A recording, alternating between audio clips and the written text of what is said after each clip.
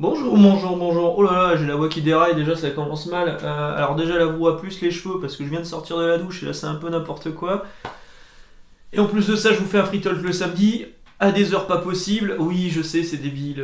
Pardon. Je vous avais dit que je vous ferais une vidéo samedi pour compenser celle de jeudi. Alors déjà jeudi, je, parfois je fais des vidéos sur les mangas, c'est vu à 800 vues. Voilà. Jeudi, je fais une vidéo de 2 minutes pour dire j'ai pas le temps de faire une vidéo. Elle est vue à 1500 vues. C'est à n'y rien comprendre. Bref. Donc oui, en fait, je vous l'ai dit, au niveau du timing, je suis un petit peu dans le jus en ce moment. Pas seulement à cause du boulot, c'est parce qu'il y a quelques trucs à préparer aussi avant la naissance du petit. On a deux trois trucs à vendre et deux trois trucs à acheter. J'ai quelques comics à vendre d'ailleurs. Je pense que je vais lâcher les Batman Metal, ça y est, parce que je les relirai pas, c'est mauvais. Et voilà, donc je le dis jamais, mais là avec l'approche de l'arrivée de l'héritier, les vidéos risquent d'être un peu plus euh, de tomber de façon plus sporadique. Yannick, je te laisse me dire si j'ai bien utilisé le terme. Ça peut arriver, ça peut popper à n'importe quel moment. Je pense plus. Bon, je vais essayer de respecter le mardi, jeudi, dimanche. Mais vous voyez, cette semaine, le dimanche, c'est samedi en fait. Je suis en train de la tourner. Vous la verrez là vers midi, je pense. Donc, je le dis jamais, mais abonnez-vous et activez la cloche. Voilà. Si vous voulez rien louper, même si ce que je raconte n'est pas forcément passionnant, au moins vous saurez qu'il y a une vidéo qui arrive euh, au moment où elle est mise en ligne. Voilà, donc une vidéo aujourd'hui. À la base, je voulais vous faire une vidéo aujourd'hui sur les fascicules de Panini, mais ça attendra mardi prochain. Euh, et puis, parce que j'ai beaucoup de choses encore à faire. Et puis, la vidéo de jeudi, ce sera normalement celle sur le run de Donny Cates sur Venom avec King in Black, Absolute Carnage, ouais. Beaucoup, enfin, tout le run de Donny Cates sur Venom. Donc, une vidéo que je prépare un petit peu là, et qui fait partie des trucs qui me prennent un peu de temps. Voilà, même s'il sera certainement mauvais. Vous m'avez peut-être vu hier sur le live de Niap. Si vous ne l'avez pas vu sur le live Twitch, je vous invite à regarder le replay qui va être sur la chaîne YouTube de Niap BD, GNA2P BD, avec le camarade des rubriques de G, toujours le meilleur d'entre nous. Et puis le podcast dont je vous ai parlé cette semaine de Alexandra, du Comics Corner, je sais plus, comme Comics. Voilà, si Comics Corner. Qui est plutôt sympa, qui dure une demi-heure, et vraiment c'était un moment cool, chill, et vraiment un bon moment de partage. Alors aujourd'hui on va parler un petit peu de free talk comme d'habitude, on va parler un peu de jeux vidéo, un peu de manga, on va parler un petit peu de comics aussi, parce que là au moment où j'enregistre, c'est le Batman Day, hein, j'ai mis le petit t-shirt Batman qui va bien pour aller bosser cet après-midi. Mais on va commencer, une fois n'est pas coutume, comme ça Alexandre et pas Alexandre, ne sera pas obligé d'avancer toute la vidéo pour tomber sur le jeu vidéo. On va parler de jeu vidéo tout de suite. Alors je vais parler un petit peu de Tales of Arise dont j'ai déjà parlé la semaine dernière, mais juste que là j'ai avancé, j'arrive à une vingtaine d'heures. Euh, il est cool, il est beau, les musiques sont cool, le système de combat il est vraiment top, mais je n'arrive pas à voir où est le putain de chef-d'œuvre que nous ont lâché tous les influenceurs en disant ouais, le meilleur Tales of depuis machin. Je trouve qu'en fait c'est une succession de scénettes dans des grands niveaux avec des combats qui sont cool, mais je sais pas. Il n'y a pas ce souffle épique encore. Hein, je n'ai éliminé que 2 des 5 grands seigneurs du truc, puis je pense qu'il va se repasser un truc derrière. Mais j'arrive pas encore à trouver ce souffle épique qui me fait dire ouais, c'est un putain de jeu. C'est vraiment très très bien. Après, la version PS5 n'apporte vraiment pas grand chose, si ce n'est qu'il y a zéro loading entre le moment où vous êtes sur la map et le moment où vous entrez en combat. Ça, c'est vraiment hyper agréable. Euh, mais alors, ce qu'on appelle le popping ou le clipping, c'est honteux dans le jeu. C'est-à-dire que vous avancez, vous voyez qu'il n'y a personne dans le fond du décor, vous avancez genre à 2 mètres et boum, le mec apparaît comme ça. Bim. Ça arrive sur des éléments de décor aussi, sur des textures qui apparaissent. Et je me dis, sur une console qui a été vendue avec un SSD magique, un disque dur beaucoup plus rapide, c'est honteux. C'est honteux. J'attends vraiment une mise à jour de la part de Bandai Namco parce que je ne pense pas que la console soit à mettre à mal, soit fautive de ce genre de dérive technique. Mais j'ai mal au bras. Moi je change de côté. Mais ouais, je l'ai mis à l'envers. Mais ouais, c'est honteux quoi. Sur PS5, c'est honteux. Et donc, je pense pas qu'il y a vraiment d'intérêt d'acheter la version PS5 plutôt que la version PS4, qui doit être aussi bonne, mais avec des loadings peut-être un peu plus longs. Et en plus de ça, au niveau des fonctionnalités DualSense, bah il y a rien en fait. Hein. C'est juste un moment, au lieu que ça vibre classiquement sur PS4, et ben, on a l'impression que ça vibre mais en rondeur, si je puis m'exprimer ainsi. Bien, mais pas encore, pas encore. Hein. Peut-être que ça va. C'est vrai que je vous ai pas dit, j'ai rechangé de setup. Alors vous allez me dire pourquoi t'as changé de setup. Oui, je passe du coq à light. Ah la bonne vanne. Euh, En fait, là, la caméra est posée, c'est une table qu'on a repeinte afin de fermer la chambre, la deuxième chambre, afin que nous puissions nous y installer avant l'arrivée de l'héritier. C'est une chambre qui m'a été gracieusement offerte par mon ami Maxence, qui l'a retapé, enfin vraiment, le mec a fait un travail mais formidable, donc grand merci Maxence. Et il fallait juste que je la peigne, et c'est donc mon beau-père qui l'a peinte, vu que j'avais pas le temps. Et donc la table est posée sur de tréteaux là juste devant, elle prend une place folle dans l'atelier, donc du coup j'ai dû changer un tout petit peu le setup pour aujourd'hui, ce sera peut-être le cas aussi pour les vidéos de la semaine prochaine, on verra. Mais pour l'instant ouais c'est comme ça. Bon après c'est pas moche, hein. On voit une autre partie, un autre angle de vue, donc c'est plutôt pas mal. On va revenir sur le jeu vidéo. Cette semaine je suis allé faire réparer ma bagnole, rien à voir, je suis allé voir mon camarade Alexandre, toujours que je resalue. Et en me baladant sur l'espace culturel de Leclerc, je tombe sur Deathloop. Alors Deathloop, normalement, il est à 70 €. Moi, je voulais pas l'acheter. Hein. C'est pas ma version. D'ailleurs, il est toujours sur cellophane. Je l'ai pas essayé encore. C'est pour mon pote Yannick, qui, quand il avait vu les vidéos, il avait dit ouais, pas mal et tout, mais 70 balles, ça fait chier. Alors, je lui envoie un message, je fais bah, il est à 46 € en prix de lancement chez Leclerc. Alors, je le dis pas souvent, mais Leclerc, au niveau des prix, il pète les prix. Alors, c'est marge zéro, c'est peut-être un peu injuste pour d'autres, mais si vous cherchez vraiment à payer le moins cher possible au moment d'un prix de lancement, c'est chez Leclerc qu'il faut aller. Et donc 46 €, je lui envoie le message, il me dit bah ouais vas-y. 46 €, il veut le revendre d'occasion, il va le revendre au moins ce prix-là, quoi. Voire même 50 balles. Chez Micromania, ils vont le reprendre d'occasion à 30 €. Mais ouais, donc à ce prix-là, bah, ça se tente. Ça se tente. Donc moi je suis pas fan des productions Arcane, j'ai essayé plusieurs fois, hein, avec Dishonored, avec... qu'est-ce qu'ils avaient fait aussi, Prey. Et à chaque fois ça m'est tombé les mains, donc Deathloop, je pense pas que ça va m'intéresser non plus beaucoup. On en a fini pour le jeu vidéo. On va parler un petit peu de manga. Alors il y a le nouveau One Punch Man qui est sorti, le tome 23, en édition normale et en édition collector. Heureusement l'édition collector c'était pas autant la folie que le One Piece collector, en gros c'était n'importe quoi. Alors nous on avait préparé en caisse, les gens étaient là, il y avait entre 40 et 50 personnes qui attendaient dès l'ouverture du magasin comme des fous. On en a donné un par personne et après c'était donné au compte-gouttes dans la journée. On en gardait un petit peu pour les enfants, les parents qui venaient avec leurs enfants. Parce qu'il y a un moment, les spéculateurs ça va 5 minutes. Et One Punch Man 23 avait aussi une édition collector avec une plaque métal. On a eu un peu peur aussi de cet effet revente parce que, mine de rien, dès le mardi soir, alors que le manga sortait le mercredi, il y avait déjà des mecs qui revendaient leurs précommandes 50 €, 60 € sur Vinted. Et c'est honteux, c'est honteux. Et bien celui-ci, non, il n'y a pas eu cet effet-là. Bon, évidemment, c'est parti quand même assez vite au niveau des collectors, mais par des gens qui suivent la série de base et pas juste des spéculateurs. Mais par exemple, là où je travaille, on est dans un centre commercial, il y a un grand hyper à côté. L'hyper avait mis tous les One Punch Man collector en rayon. Les One Punch Man, les One Piece collector en rayon. Il y a un mec qui est venu avec un caddie.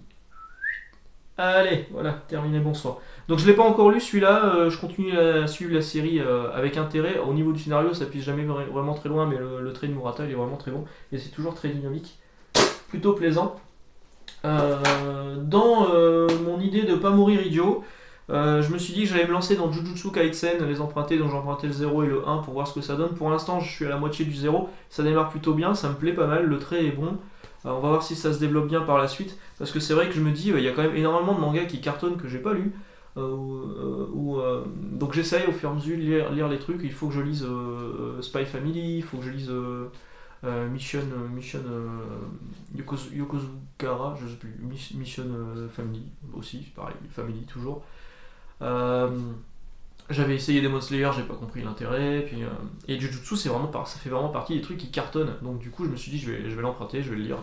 Et pour l'instant ça démarre bien. Voilà. Hop. Sinon, niveau manga, le nouveau Chainsaw Man, le numéro 10 est sorti. Il est what the fuck, hein, ce volume. On apprend énormément de choses sur elle. C'est un personnage mystérieux depuis le début. Comment elle s'appelle déjà, Makima. Il y a aussi une grosse transformation au niveau de Chainsaw Man qui est hyper badass dedans. Ça plaît toujours autant. J'ai encore du mal à comprendre que ce soit du shonen et pas du seinen tellement il y a des boyaux et des tripes de partout. Mais c'est cool Chainsaw Man. C'est vraiment bien. Alors après, pareil, je pense pas que le scénario soit très développé. Hein. Très très développé. Sinon, la grosse sortie manga de cette semaine, ses cheveux, j'en peux plus. La grosse sortie manga de cette semaine, c'est ça, c'est Lupin 3. Tout le monde s'en fout, personne va l'acheter, mais je m'en fous. En fait, j'étais une fois, je crois que c'était en Italie que je l'avais vu. Ça devait être en Italie, ouais. Ou à Barcelone. Bref, ça doit être en Italie. Je me balade, j'aime bien quand je vais dans les pays étrangers visiter les librairies pour voir un petit peu comment ça travaille, comment ils présentent les trucs et tout. Et je l'avais vu en fait, ce Lupin 3 anthologie. Et je jalousais mais fortement, j'avais failli l'acheter alors que je parle pas un mot d'italien, mais bon, pas non plus très compliqué, hein, suffit de parler français, rajouter O et A à la fin, et là si Margot entend ça elle va me défoncer, parce qu'elle a des origines italiennes. Et je jalousais complètement, j'avais failli le prendre. Et je me suis dit ouais, bon. Après le trait il est quand même hyper daté, voilà. C'est quand même des histoires qui datent de 72, 78, la plus récente elle est de 78, ouais. Il y a même des épisodes de 67.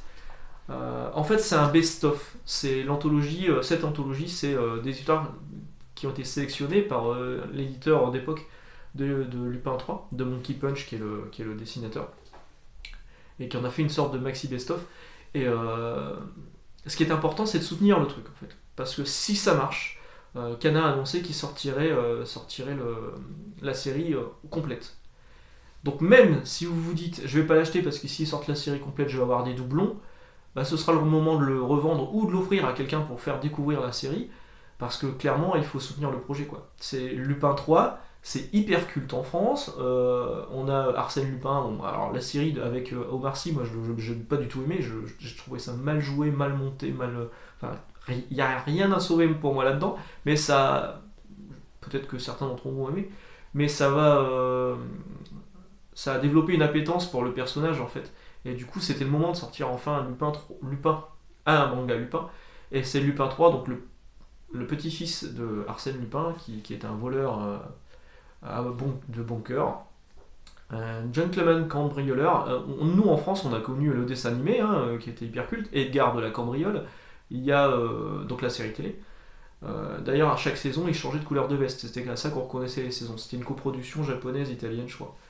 Et surtout le film de Hayao Miyazaki, Le Château de Cagliostro, qui est hyper bien, vraiment je vous invite à le regarder, même si vous ne connaissez pas le personnage de Lupin, vous allez complètement reconnaître la patte Miyazaki et Ghibli, c'est vraiment génial. Et donc je suis ravi enfin que ça sorte en français. Bon maintenant les gars, il s'agirait de sortir Venus Wars aussi en français, parce que normalement ça fait des années qu'on attend. J'en ai fini pour les mangas, on va parler des comics. Alors les fascicules comics, je vous en parlerai mardi. Voilà, c'est sorti, il y aura des trucs à dire. Il y aura des trucs à dire. Ça, c'est l'avant-dernier numéro, par exemple. X-of Sword, ce sera le moment d'en parler aussi. Les 2 premiers sont sortis. Je peux déjà vous dire que je les ai lus et que je me suis fait chier.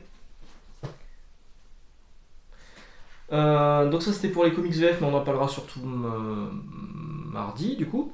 Et là, je viens de recevoir Amazing Spider-Man, celui-ci, alors que le deuxième vient déjà de partir des entrepôts de là où je l'ai commandé. En fait, ça sort, mais genre 4 fois par mois, donc un toutes les semaines.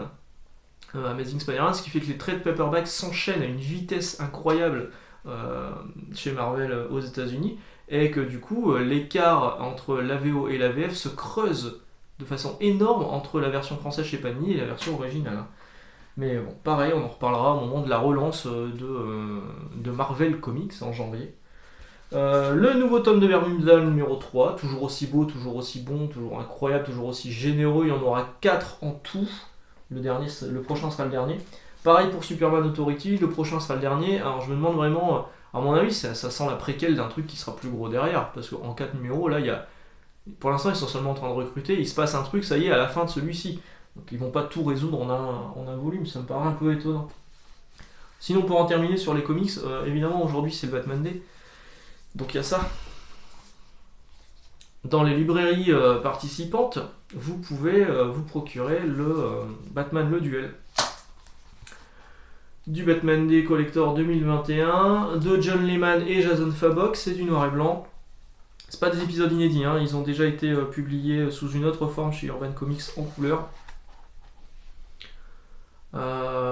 Si vous arrivez à l'avoir, ben c'est cool pour vous parce que déjà chez Excalibur Comics ce matin c'était en rupture totale, ils ont été surpris par la demande. Moi, pour tout vous dire, là où je travaille, on en avait commandé beaucoup et on en a reçu. Donc ils ont été mis de côté pour mes meilleurs clients. Ouais, je peux pas dire mieux en fait, hein. Malheureusement, j'en aurais pas en libre service. J'ai des clients fidèles qui achètent énormément et qui sont souvent aussi des amis. Je pense que c'est à eux que je vais faire plaisir et pas juste à quelqu'un qui va vouloir l'acheter pour le revendre derrière sur Vinted. Et là où je suis vraiment malheureux, c'est que le client lambda qui va passer en magasin, je pourrais pas lui proposer ce truc gratuit parce que j'en ai pas eu assez. Alors peut-être que je proposerais mieux, hein. Je sais pas en fait. J'ai les précédents déjà, donc j'en sais rien encore de ce que je vais faire de cet exemplaire que j'ai dans les mains. Ça se trouve, je vais le ramener cet après-midi au boulot, et puis s'il y a un mec qui passe et qui me dit vous faites le Batman Day, boum, je lui donnerai. Voilà, c'est fini pour aujourd'hui. On se donne rendez-vous mardi, du coup, pour parler de Panini. On se donne rendez-vous jeudi pour parler de Panini. Et on se retrouvera dimanche prochain pour le Free Talk. Alors pas dimanche prochain demain du coup, c'est vrai que là je suis un peu perdu vu j'enregistre samedi et que je vais vous la mettre à dispo là en retournant chez moi là-bas au bout. Et je vous souhaite une excellente journée, d'excellente lecture, passez un bon week-end. Ah, je vous ai pas dit, j'ai visité l'Orient Express. En fait c'est les journées du patrimoine ce week-end, donc vous pouvez visiter pas mal de trucs gratuits qui sont plutôt cool. Et l'Orient Express c'était... alors pas l'Orient Express, Orient Express, pas celui qui circule parce qu'il fait partie d'une compagnie privée, d'après ce que nous a expliqué Anna qui nous faisait visiter. Là, c'est des wagons qui avaient été rachetés par la SNCF et du coup, c'est des wagons soit d'époque, soit des reconstitutions, soit des rénovations. Et c'était plutôt cool en fait de s'imprégner de cette ambiance de Hercule Poirot, Agatha Christie. C'était vraiment cool, ouais. C'était vraiment sympa, donc j'ai pu visiter ça, j'étais plutôt content. Ça nous a fait une sortie avec Margot parce que mine de rien, comme elle travaille plus, elle reste un peu enfermée à la maison. Enfin, je dis ça, mais là elle est partie à l'aquabike. Voilà. Et voilà, j'ai commencé la vidéo avec ma voix qui déraillait et je vais finir la vidéo avec la voix qui déraille encore. Je vous souhaite encore une fois une bonne journée et de bonnes lectures et on se retrouve mardi. Ciao.